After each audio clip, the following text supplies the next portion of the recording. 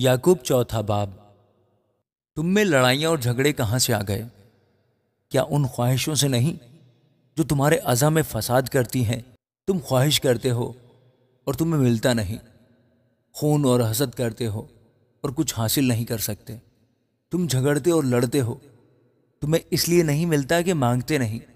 तुम मांगते हो और पाते नहीं, इसलिए कि बुरी नीयत से मांगते हो ताकि अपनी ऐशो इशरत में खर्च करो। ऐ जिना करने वालियों, क्या तुम्हें नहीं मालूम कि दुनिया से दोस्ती रखना खुदा से दुश्मनी करना है? बस जो कोई दुनिया का दोस्त बनना चाहता है वो अपने आप को खुदा का दुश्मन बनाता है। क्या तुम ये समझते हो कि किताब मुक़द्दस बेफ़ायदा कहती है जिस रूह को उसने हमारे अंदर बसाया है, क्या वो ऐसी आरजू करती है जिसका अंजाम हसद हो? वो तो ज़्यादा तौफीक बख्शता है। इसलिए ये आया कि खुदा मगरूरों का मुकाबला करता है मगर फरोतनों को तौफीक बख्शता है। बस खुदा के ताबे हो जाओ और इब्लीस का मुकाबला करो तो वो तुमसे भाग जाएगा। खुदा के नज़दीक जाओ तो वो तुम्हारे नज़दीक आएगा। ए गुनहगारो, अपने हाथों को साफ करो, और ए दो दिलो, अपने दिलों को पाक करो।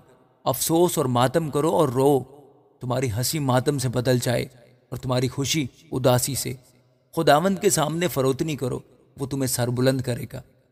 ए भाइयों, एक दूसरे की बदगोई ना करो।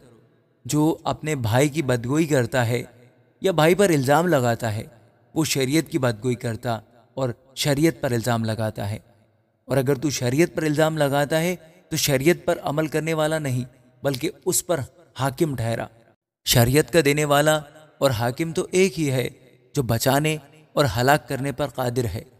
तू कौन है जो अपने पड़ोसी पर इल्ज़ाम लगाता है? तुम जो ये कहते हो कि हम आज या कल फलां शहर में जाकर वहाँ एक बरस ठहरेंगे और सौदागरी करके नफ़ा उठाएंगे, और ये जानते नहीं कि कल क्या होगा। ज़रा सुनो तो, तुम्हारी ज़िंदगी चीज़ ही क्या है?